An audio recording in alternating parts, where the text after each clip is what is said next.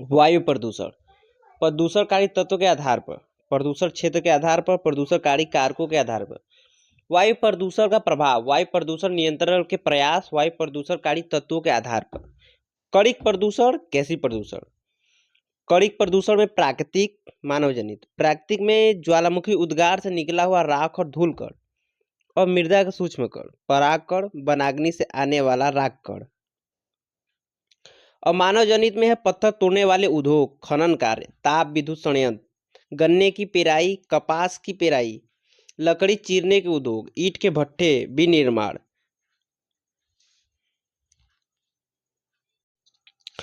कणों के आकार के आधार पर एरोसॉल। पहला एरोसॉल, वायु में निलंबित या ठोस कण, जल तरल कण होते हैं जिनका आकार 1 से लेकर 10 माइक्रोन तक होता है।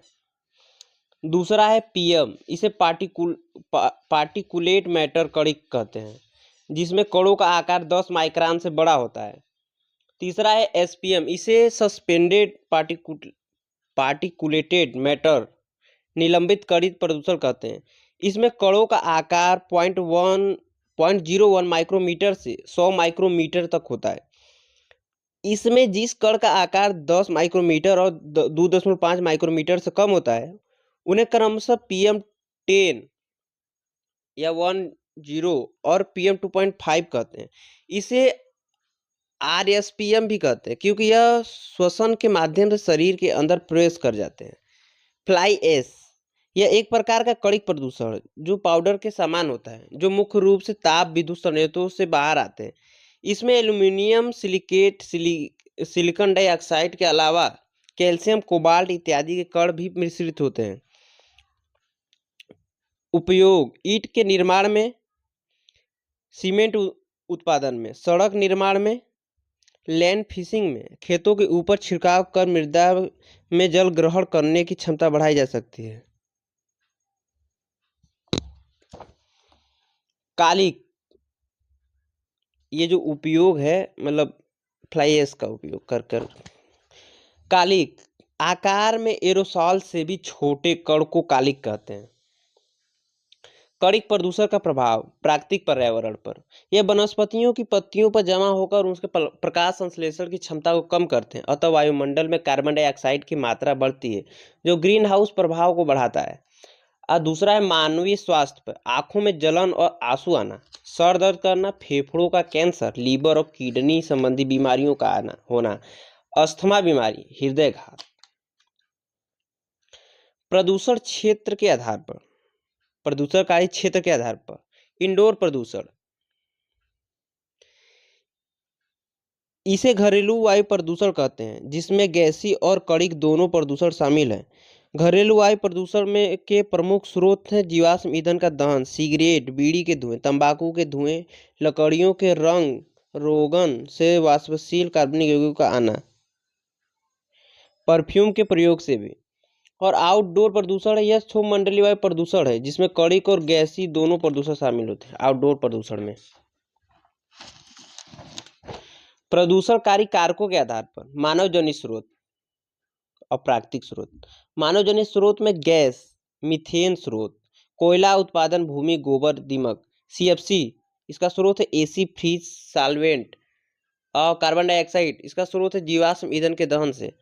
SO2, इसका स्रोत है स्वचालित वाहन अर्थात डीजल और पेट्रोल पर चलने वाले वाहन। अगला है तेल शोधनशाला, सीमेंट और लोहा उद्योग। नाइट्रोजन ऑक्साइड, नाइट्रोजन ऑक्साइड नाइट्रोजनी उर्वरकों के प्रयोग से, जेटयान के ईंधन से दहन से निकलता है। कार्बन मोनोऑक्साइड, सिगरेट के धुएं, स्वचालित वाहन, जीवाश्म के अपूर्ण दहन से, क्लोरीन गैस से। क्लोरीन गैस कपड़े के विरंजन उद्योग से निकलता है। हाइड्रोकार्बन लैंडफिल से गैसोलीन के माध्यम से आता है। वाष्पशील कार्बनिक पदार्थ, रंग रोगन, पेट्रोलियम, परफ्यूम के माध्यम से आते हैं। और प्राकृतिक स्रोत प्रदूषणकारी कारकों के आधार पर ज्वालामुखी विस्फोट गैस का नाम, carbon dioxide, sulphur dioxide, hydrogen sulphide, वनाग्नि से कार्बन मोनोऑक्साइड, जैविक पदार्थ के अपघटन से नाइट्रोजन ऑक्साइड, SO2 महासागरीय जीव जंतुओं से मिथाइल क्लोराइड, वायुमंडलीय रासायनिक क्रियाओं से सल्फ्यूरिक अम्ल और नाइट्रिक अम्ल का आना। द्वितीयक वायु प्रदूषण, जब प्राथमिक वायु प्रदूषण सूर्य प्रकाश की उपस्थिति में रासायनिक प्रक्रिया करते हैं तो इस प्रक्रिया में द्वितीयक वायु प्रदूषण उत्पन्न होते हैं, जैसे अम्ल वर्षा। अगला है स्मोग, जब सामान्य कोहरे में औद्योगिक क्षेत्र के कणिक और गैसीय प्रदूषण शामिल हो जाएं तो उसे स्मोग धूम कोहरा कहते हैं। अगर धूम कोहरा में सल्फर डाइऑक्साइड की मात्रा अधिक हो तो यह विषाक्तन उत्पन्न करता है, जो ऐसी वायु में सांस लेने से मृत्यु भी संभव है। प्रकाश रासायनिक धूम कोहरा, जिसे स्मोग कहते हैं, सूर्य की पराबैंगनी किरणों की उपस्थिति में नाइट्रोजन ऑक्साइड वाष्पशील कार्बन यौगिक से अभिक्रिया करता है तो उत्पन्न होता है। इसे सौमंडलीय ओजोन भी कहते हैं, जो बैड ओजोन की श्रेणी में आता है। स्मोग में रासायनिक रूप से ozone, nitric oxide, acrolein, formaldehyde और परऑक्सी एसीटल नाइट्रेट शामिल होता है। दिल्ली में स्मोग का प्रभाव अधिक होता है, जिसके अन्य कारण निम्नलिखित। शीत ऋतु में तापीय प्रतिलोमन की घटना, शीत ऋतु में पश्चिमी विक्षोभ का कम बनना, ग्रामीण नगरीय वायु कोशिका का प्रभाव। पंजाब हरियाणा में पराली का दहन। वायु प्रदूषण का प्रभाव, मौसम एवं जलवायु प्रभाव, भूमंडलीय तापन, ओजोन का क्षरण, अम्ल वर्षा, गर्म लहर के प्रकोप में वृद्धि, प्रकाश रासायनिक धूम कोहरा का निर्माण और महानगरों में ऊष्माद्वीप एवं प्रदूषण गुंबद का निर्माण। आधुनिक महानगर को कंक्रीट के जंगल की संज्ञा दी जाती है, क्योंकि इसके निर्माण में लोहे एवं ईंट की संरचना का प्रधानता होती है। नगरीय ऊष्माद्वीप का तात्पर्य नगर के केंद्रीय व्यावसायिक क्षेत्र का निम्न दाब के रूप में कार्य करना, जिसके निम्नलिखित कारण है। नगर में निर्माण कार्यों में लोहे और ईंट की संरचना सूर्यताप को अवशोषित कर नगर के अल्बेडो को कम कर देती है। महासागरों में वनस्पति कम होने के कारण सौर प्रकाश अधिक आते हैं और नगर के आसपास के क्षेत्र में जलीय क्षेत्र कम होने के कारण वाष्पन में ऊष्मा खर्च नहीं हो पाती। घरेलू कार्यों और स्वचालित वाहनों से निकलने वाले हाइड्रोकार्बन जैसे तत्वों का प्रभाव। इस समस्त कारणों के प्रभाव से महानगर का केंद्रीय व्यावसायिक क्षेत्र निम्न दाब के रूप में कार्य करने लगता है, जिसे ऊष्माद्वीप कहते हैं। वाह। प्रदूषण गुंबद, इसे जलवायु गुंबद भी कहते हैं। नगर के केंद्रीय व्यावसायिक क्षेत्र का निम्न दाब के रूप में कार्य करने के कारण तथा ग्रामीण नगरीय वायु कोशिका के प्रभाव से महानगर के प्रदूषणकारी गैस और धूल कण निम्न दाब केंद्र से उठने वाले वायु धारा के कारण नगर के ऊपर लगभग 1 किलोमीटर की ऊंचाई के क्षेत्र में गुंबद जैसी आवरण बना लेते हैं, जिसे प्रदूषण गुंबद कहते हैं। इसमें बेंजीन, सीसा, पारा, आर्सेनिक जैसी कणिक प्रदूषण के साथ साथ carbon dioxide, carbon monoxide, nitrogen oxide, sulphur dioxide इत्यादि गैसें भी शामिल होती हैं। इसका प्रभाव होता है कि यह सौर प्रकाश की मात्रा को नियंत्रित करता है, नगरीय दृश्यता कम हो जाती है और यह धूम कोहरे के बनने में सहायक होता है। सांस लेने में कठिनाई होती है और नगरों में अम्लीय वर्षा का कारण बनता है। मानवीय स्वास्थ्य पर प्रभाव, सर दर्द, आंखों में जलन, आंखों में आंसू, फेफड़े संबंधी बीमारी, हृदयघात, लीवर किडनी संबंधी बीमारी, अस्थमा बीमारी में वृद्धि। कार्बन मोनोऑक्साइड शरीर में हीमोग्लोबिन के ऑक्सीजन वहन करने की क्षमता कम कर देता है, जिसके कारण दम घुटने लगता है, जिससे दम घुटने से भी मृत्यु भी संभव है। इसलिए कार्बन मोनोऑक्साइड को दम घोटू गैस कहते हैं। अगला है कि वायु में उपस्थित कणिक प्रदूषण से कई प्रकार की बीमारियां होती हैं, जैसे कोयला का धूलकण, एथ्रोकोसिस, एस्बेस्टस का धूलकण, एस्बेस्टेसिस, बेंजीन का धूलकण, रक्त कैंसर, सीसा युक्त तंत्रिका तंत्र, गन्ने के धूल, बेगासिस, कपास का धूलकण, बिस्नोसिस, सिलिका युक्त धूलकण, सिलिकोसिस। वायुमंडलीय कणिक प्रदूषण वनस्पतियों की पत्तियों पर जमा होकर उसके प्रकाश संश्लेषण की क्षमता को कम करते हैं।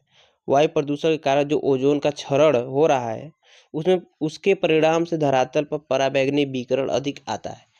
जो वनस्पतियों के प्रकाश संश्लेषीकरण को प्रभावित करता है, और यह दोनों प्रक्रिया ग्रीन हाउस प्रभाव को बढ़ावा देता है।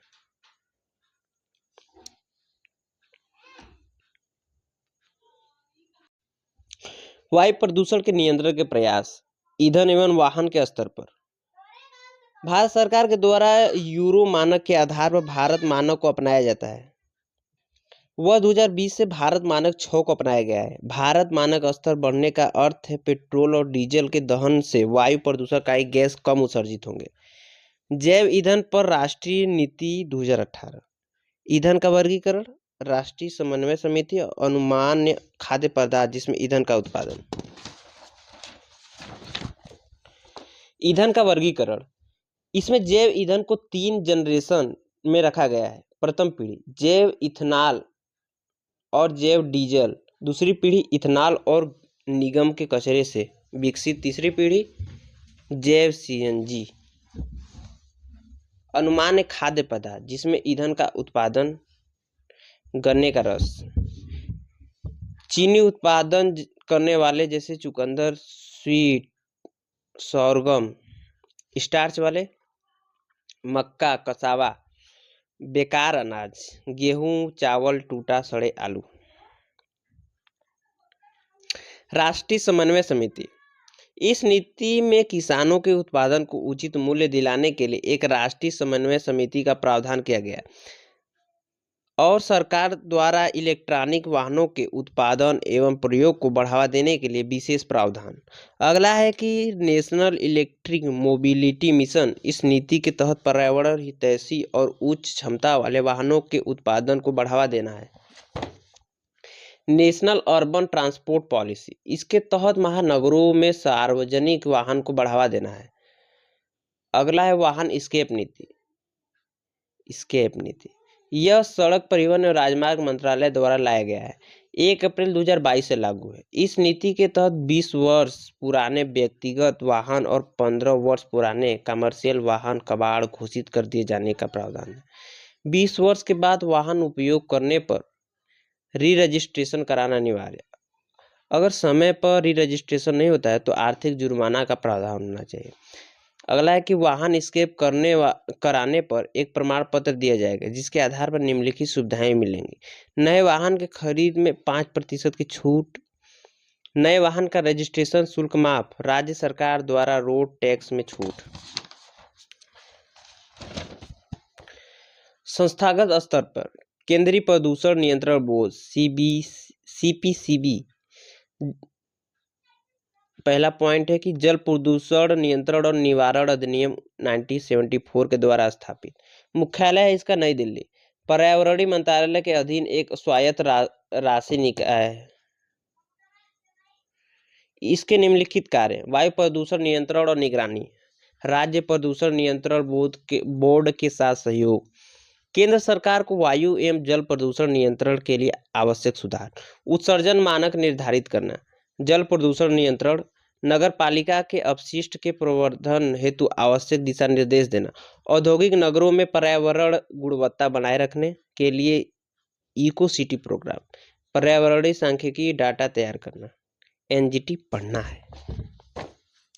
न्यायिक स्तर पर सुप्रीम कोर्ट ने 2000 सीसी से अधिक के डीजल तथा लग्जरी वाहन के रजिस्ट्रेशन पर रोक का आदेश दिया है। एनजीटी ने केंद्र और राज्य सरकार को डीजल वाहन नहीं खरीदने का सुझाव दिया है। वाहन निर्माता कंपनी को वाहन के द्वारा ध्वनि प्रदूषण और वायु प्रदूषण के मानक को जानकारी देना अनिवार्य कर दिया गया है और दिवाली जैसे पर्व के अवसर पर केवल ग्रीन क्रैकर्स चलाया जाए। अनुच्छेद 21 की बृहद व्याख्या। वायु गुणवत्ता मानक स्तर पर राष्ट्रीय वायु गुणवत्ता मानक दंड। ये है पहला पॉइंट है इसका, वायु गुणवत्ता मानक स्तर का। इसमें 12 वायु प्रदूषण को शामिल किया गया है, जैसे SO2, NO2, O3, CO, NH3, C6, H6, AS, nickel, PB, PM10, PM2.5, CO2।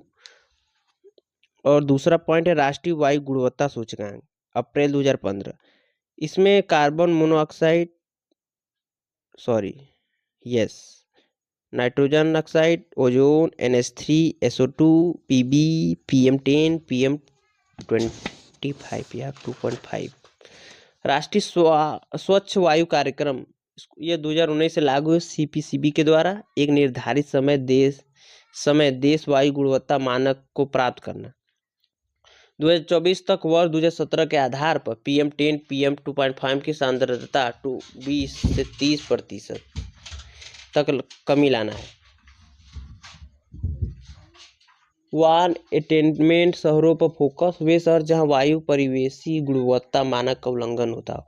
नीतिगत स्तर पर प्रयास, वायु प्रदूषण नियंत्रण अधिनियम 1981, प्रदूषकों एवं प्रदूषण की परिभाषा, वायु गुणवत्ता बनाए रखने के लिए संरक्षण उपकरण, ईंधन और वाहन नियम के लिए दिशा निर्देश। इस एक्ट के तहत CPCB और SPCB को प्रदूषण नियंत्रण करने के लिए आवश्यक शक्ति प्रदान की गई है।